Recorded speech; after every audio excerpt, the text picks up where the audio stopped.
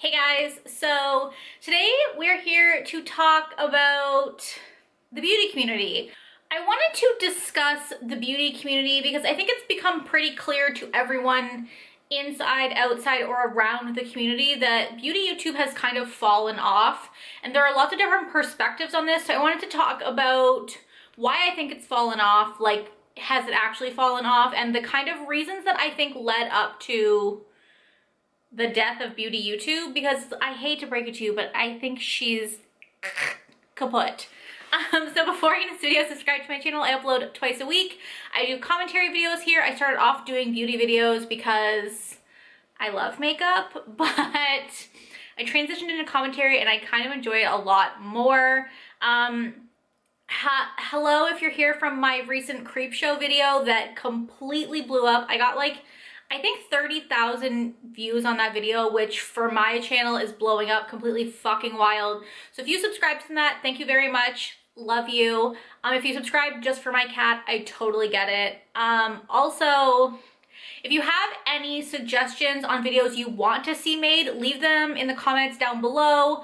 I don't want to just touch on like current drama because like the drama is stale. So I want to do some more videos like this where I'm kind of looking at things from a more holistic approach, or I was thinking of doing some more like reaction videos, so let a girl know. But today we're here to discuss beauty YouTube. A couple years ago, in about 2014, 2015, beauty YouTube was on the rise. The girlies were getting views. We were all obsessed with makeup to like an unstable amount. Like, I think we all remember the days of beauty YouTube. I remember the Naked palette coming out and it changing the game. I don't think anyone gives Urban Decay enough credit for being a brand that was supposed to be weird and edgy, coming out with a neutral palette that rocked all of our worlds and brought the beauty industry mainstream. I could do an entire video on the impact of the Naked palette, but it really did bring the makeup industry mainstream and it brought a lot of girlies to YouTube. Channels were getting millions of views. It started out as tutorials. I remember the reason I got into beauty YouTube was because my husband bought me the Kat Von D Beethoven palette for Christmas because I had walked into Sephora, which was terrifying to me at that time. And I saw that palette and like, say what you want about Kat Von D as a person, she's trash, but her makeup has always been fire and her designs are beautiful. And for the edgy girls, she is everything. So he bought me that palette and I was like, wow, beautiful. What do I do with this? And so I fell down the spiral of beauty YouTube, started watching tutorials after tutorials, and then kind of as time went on, beauty YouTube kind of transformed into more first impressions, reviews, drugstore, you know, first impressions, what's new at Sephora, etc. It was all about new products. And we saw it, you know, Jaclyn Hill, Manny MUA, Laura Lee, all of these YouTubers, Tati, Jackie Aina, so many people blew up and basically became famous because of beauty YouTube. It was poppin'. My entire subscription feed was just beauty YouTube. But as the years went on, I feel like it has kind of died off and we have kind of seen what many are calling the death of beauty YouTube. Obviously, I don't think beauty YouTube will ever fully die because there will still be a place for reviews and first impressions, but I think the views that were seen back then will not be seen again. So what I did was, in order to kind of prove my thesis, my hypothesis that beauty YouTube was dying, I looked at 9 YouTubers who were at the top of the space in 2018, 2019, your big girlies, and I looked at their views in 2018, 2019, even 2020, even the beginning of 2020 when we were just starting the pandemic. People, you know, do you remember when we thought the pandemic would be 3 weeks? Oh, how naive we were. People thought that it would be over after that. So even then, the girlies were still pulling in the views. But if you look at their views in 2021, they are literally plummeting. So for instance, I looked at 9 content creators, actually looked at 10 content creators, but one is an anomaly. So I looked at 9 content creators and I looked at their views, and all of them have dropped by at least 50%, if not more. Now, I know some people will be like, well, yeah, of course, the drama. But people like Manny MUA, James Charles, Tati, and Laura Lee, and Jaclyn Hill, all of their drama, like these views I pulled were 2019, 2020, and all of them had drama that predated this time period. So I don't think you can blame the drama on their specific numbers. Maybe James Charles, because his drama is fresh and a crime. But other than that, you know, Jaclyn Hill's lipstick scandal was in, like, I think early 2019. Dramageddon 1 was in 2018, which would have hit Mandy and Laura the hardest. And, like, their numbers were still good before that. For instance, let me give you some numbers. Jaclyn Hill went from 2 million average views a video in 2019 to 1 million average views a video in 2020 to now about 500,000 views a video. And if you look at her channel now, she has shifted from beauty to lifestyle, and I will touch on that in a bit. Manny and Laura both went from about 500,000 views average per video in 2020 to now getting about 200,000 views per video. Tati went from 1 to 2 million views per video in 2019 and 2020 to now getting about 300,000 to 500,000 views per video. And like you could say Tati's is also because of the drama, but Tati really came out of her drama unscathed, even though I have a video about why I don't think she should have been unscathed in this drama. But James Charles proving some things had a positive impact on Tati, and I don't really think anyone looked at her negatively based on her drama, so I don't think that's because of the drama. And then you also look at creators I looked at who weren't problematic. You've got ShanXO went from 150 to 200,000 views per video to now getting about 50 to 80,000 views per video. Jackie Aina went from 1 million views at least per video to getting an average of like 300 to 500,000 views per video, and Desi Perkins went from getting about 300 to 500,000 views per video to now getting about 100 to 150,000 views per video. So this shows a clear pattern, a clear decline in viewership. It's not really about the content creators and content shifts. Some of them have made shifts to lifestyle, some of them continue to do beauty, but I think either way, like if you look at Laura and Manny specifically, Laura shifted to lifestyle content, Manny stayed with beauty. They both had the exact same drop in their content numbers. So I don't think it has anything to do with that. I just think it has to do with people losing interest in the beauty space as a whole and just kind of the makeup industry as a whole. Now, obviously, these numbers are still huge numbers. They're still super successful. I would die to have them, but I think comparatively, it's very clear that there's been a decline. And while I don't think the beauty community will ever be dead, actually, it will never actually die because the makeup industry will thrive forever. But I do think that what we saw in the past, the makeup bubble, the influencer bubble, if you will, she burst. Now, the only influencer I looked at here who didn't have a decline in viewership was Nikkietutorials. She stayed pretty stagnant at, I think it was, I didn't even write her number down because I was just like, fuck, this bitch has never declined. There were like some dips and ups, of course, in her content, but she's getting 1 million views per video. And I think it's for a couple of reasons. Number one, she came out as trans a couple years ago. And I don't say that to be like, oh, people like to like play some sort of card, but I'm just saying when she came out as trans, it was a huge shock to the beauty community because no one knew. And it kind of gave her not only just national, but also global news coverage. I believe Nikki's from the Netherlands, so she got news coverage fucking everywhere from that. She was on Ellen, she was on so many talk shows, she was all over the internet.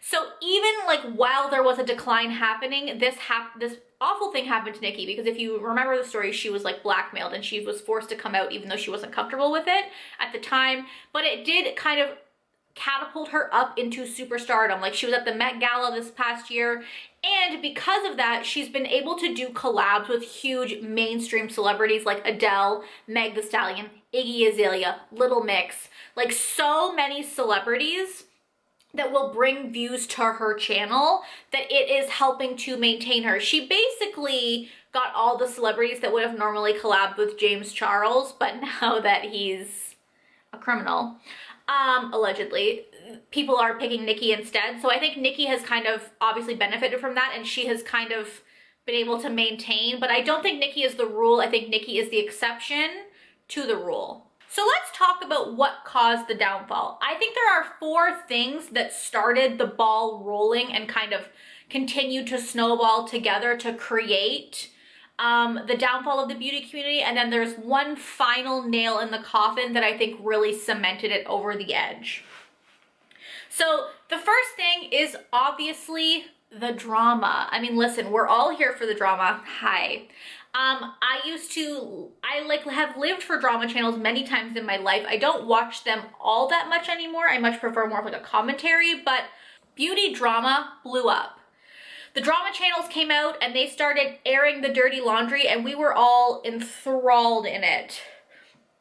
But I think after a while, you know, these people, these influencers, we looked up to them, we saw them as friends, and to see all of the awful, horrific things they were doing and saying, their racist past, their tumultuous friendships, just being awful people, I think it made people just get like sick of the drama, like a lot. Now, I will say, like I said before, I don't think that drama itself caused a decline. You could say it negatively impacted some people, but like I said, Dramageddon 1 happened in 2018, and Manny and Laura were the only ones really impacted by that, and they came back from it. Same with James Charles and Bye Sister. He came right back from it. So I don't think that it was like, I don't think it was a specific drama. I think it was just like all of the drama, one after another. People just got tired of it. And I think overall it made people look at influencers in a different light and maybe take a little bit of that trust away. But I also think that that's only really can be said for certain influencers, because here's the thing. A lot of people try to paint the beauty community as toxic. Shane Dawson, hi. But it's very clear that the beauty community as a whole is not toxic. There are certain people in the beauty community that are toxic. There are tons of beauty YouTubers who are non-problematic, and they have also seen a dip in viewership. So I don't think it's just the drama. I think the drama has played a part in like exhaustion on the viewer and like the makeup lovers side of it, but I don't think that anyone who's smart and who's inside the beauty community knows that the beauty community itself is not toxic. There are toxic people in it. The same can be said for YouTube as a whole. Like, there are toxic creators, but YouTube is not toxic as a whole. So I think that plays a very small part, but I think what plays a larger part in this is the loss of trust, number 2. Now, I know when I say loss of trust, you're going to think drama, but I don't even think it's the drama that caused the loss of trust. I think it's the smaller things.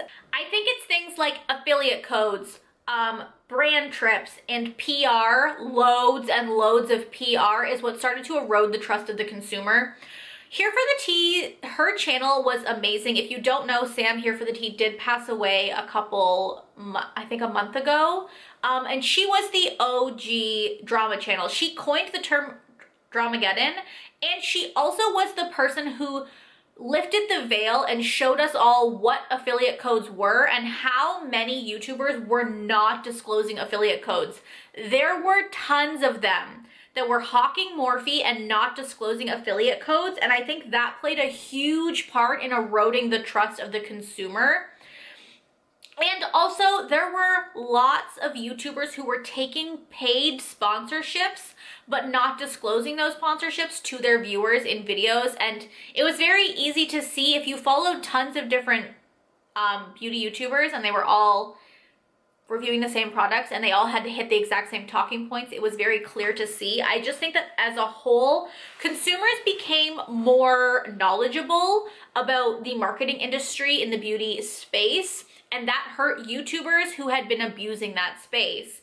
And I think that also goes to brand trips and PR as well, because influencers, I don't even necessarily blame the influencers, I blame the brands, because influencers were being like if I was given a trip to Aruba by Benefit, would I not feel a sense of loyalty to that brand regardless of what I thought about their products? Even if I bought a product and I thought, or I was sent a product, because influencers don't buy products, if I was sent a product and I thought it was like mid, but not awful. I could still recommend it to my people because like that brand has done so much for me. I just think that brands kind of blurred the line with influencers and made it more of a friendship and less of a business relationship, and that really, like I said, blurred the lines and made it trickier. And I think it made consumers question influencers who were going on brand trips with Tarte, which isn't even a good brand. Remember when Tarte was hyped? What is Tarte?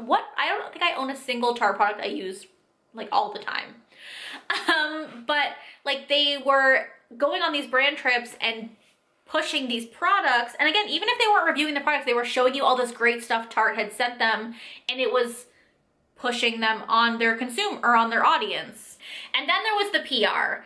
Brands were sending PR out like crazy in these lavish, insane packaging. You had Anastasia Beverly Hills doing PR searches.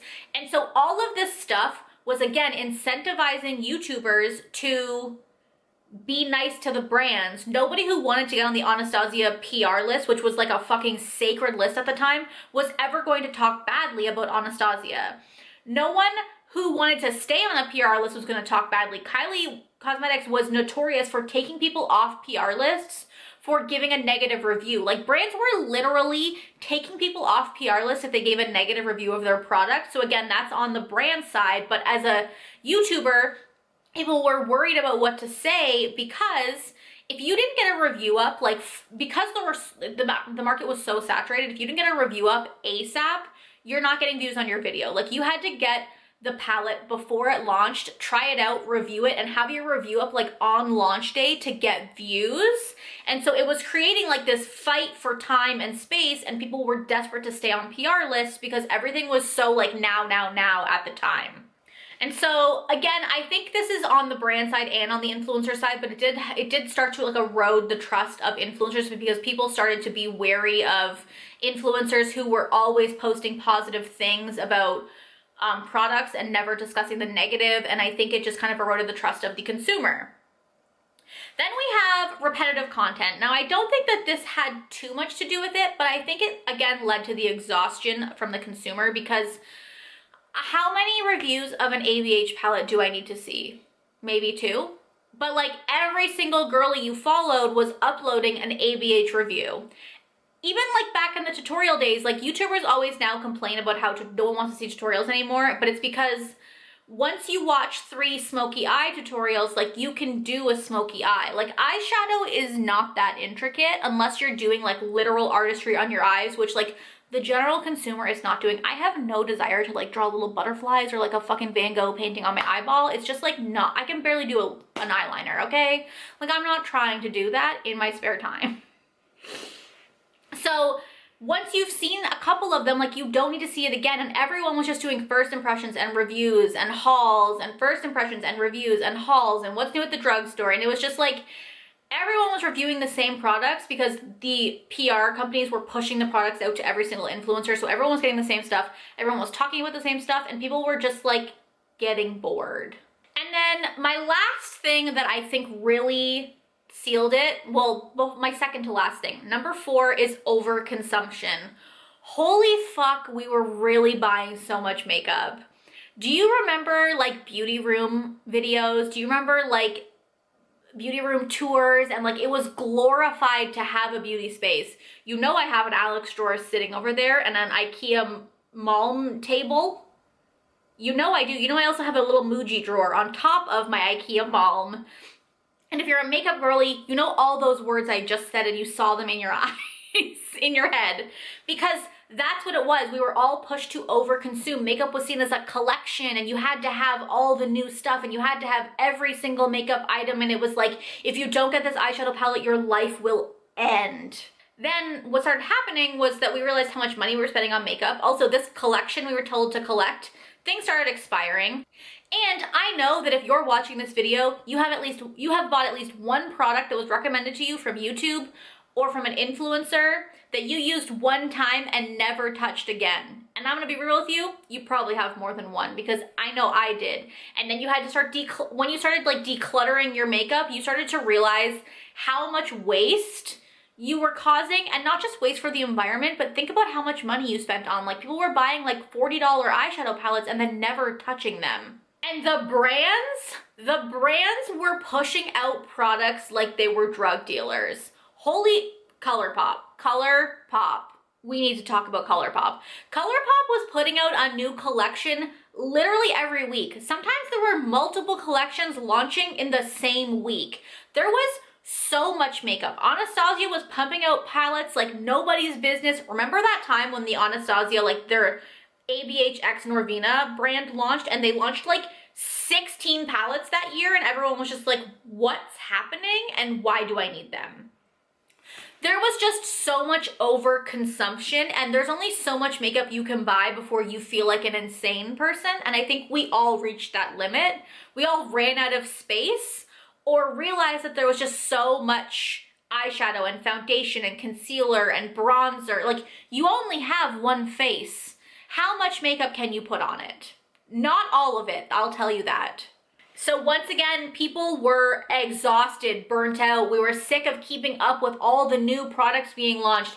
It was just like overwhelming, and people were over it. So all of this kind of snowballed together. There was the overconsumption, the lack of trust, the repetitive content, the drama. It had all kind of worn the consumer down and made us all just like exhausted and over it. And then March of 2020, the pandemic hit, and I think that was the final nail in the coffin for the makeup industry. We were already on the brink. Everyone had been talking about when the makeup bubble was gonna burst, when the influencer bubble was gonna burst, and oh baby, she burst. Brands literally went out of business. Looking at you, Becca Cosmetics. I think Urban Decay ended up buying like some of their products to keep them alive, but like brands were going out of business. It was pure chaos, and like, I think as a society, we started looking at what was important in our lives, because like people's lives were lost. People were losing jobs. Like, spending money on a $40 palette was just not viable anymore. It was just like you realized how ridiculous it was to buy every Morphe palette or every Anastasia palette or have 16 foundations when you have one face. Like, you started to be like, am I insane? I feel insane. And you stopped caring about makeup. I mean, masks. Masks happened and people were like, I'm not wearing makeup anymore. People started working from home. So if you work in an office, you probably work from home now. So I don't wear makeup during the week because I work from home. And on the weekends, I literally only wear makeup if I'm like going to hang out with friends, when it was safe to do that. We're back in lockdown in Ontario now. Or if I'm like filming. But other than that, like, I don't wear makeup. And even still, even if you wear makeup, you only have to wear the top half. So like, rip foundation, lipstick, blush, bronzer, the whole kit and caboodle. Mascara and eyebrows is all you need now. Like, people realized that they weren't wearing makeup anymore, so they didn't need to buy makeup anymore. And I think that kind of put the final nail in the coffin of the beauty YouTube. I also think that people's needs for content changed. Like I said, the content YouTubers were putting out was reviews and first impressions, and it was all about buy. And people wanted content that would de-stress them, because life is fucking stressful right now in the pandemic. They wanted stuff that could make them laugh, that was de-stressing, that was just more chill, and they didn't want consumer content like the beauty gurus were putting out. And you can see that because a lot of these girlies were still doing well in 2020, but it was 2021 when we were on the second half of the pandemic. Please God, let it be the second half, where you really saw the nosedive in the content, where the girlies were just done. We were sick and tired of the consumerism, of the drama, of all of it, and we were just like over makeup as a whole. And I really do think that masks and not leaving your house and like not wearing makeup every day is what played a huge role in that, because like nothing else makes sense about how quickly that snowball went downhill other than that. So I think that's kind of what happened to beauty YouTube. Do I think it's dead? Of course not. I think there will always be a place for reviews. I mean, I don't really watch beauty YouTubers anymore. Again, a lot of them have transitioned to more lifestyle content, to more like Q&As, and like it's more about their personality than anything else. But like, I'm not here to watch makeup videos anymore. Like, I literally don't need to watch you do like an orange smoky eye, because like I can do that myself now. I just feel like once you've watched tutorials for 5 years, like you're pretty set. You're just pretty done. You're like, I'm over it. Bye. I think, like I said, there will always be a place for reviews and there will always be a place for beauty on YouTube, but I think the views speak for themselves. You're not going to get the views that you used to get. You're not going to see that level of superstardom you used to see. Like, girlies used to get on YouTube and blow up overnight. James Charles blew up like crazy when he first came on the platform, because it was just at the peak of beauty YouTube. There are girlies who are still blowing up. I think TikTok is like kind of taking over that aspect, but it's a very different avenue, and like products are still going viral. Like the Good Apple foundation for KVD Beauty went off on TikTok. So like the girlies are still getting it done on TikTok, but I definitely think it's a different form of content because it's so much shorter and it's just different overall. You're getting like speed reviews or like just a demo of a product or someone just being like, this product's great, and like that's all you can do. I mean, they've expanded the time on TikTok now, so it's like 2 minutes, I think, so you can get a little bit more in there, but like still not like you used to get on YouTube. Like there used to be like 20-minute long reviews or like 30-minute long reviews. We would sit there and watch that. I remember watching that girl Shay like just put eyeshadow on her eyeballs, do like eyeshadow reviews on her eyeballs for like 45 minutes, because I sure do. I just think that like people are sick of makeup in general. I don't even think it's the girlies' faults on YouTube. I think that a lot of it is the brands and just the overconsumption and the amount of makeup they put out just literally depleted all of our care in the world. I think a lot of it will switch over to skincare being more important, minimal makeup being more important. Like, I used to be a foundation ass bitch, and I'm not wearing foundation right now, I'm just wearing concealer. And like, honestly, it looks like I'm wearing foundation. We all put on so much concealer that I really don't think we need to put on foundation. Like, she looks good. And like, again, this amount of makeup I only put on if I'm filming or if I'm going somewhere, and like I really don't do that either. Well, I film, but I don't do anything else. So that is kind of what I think killed the beauty community. I do think that it's pretty much dead and gone. Of course, small creators will still be able to thrive.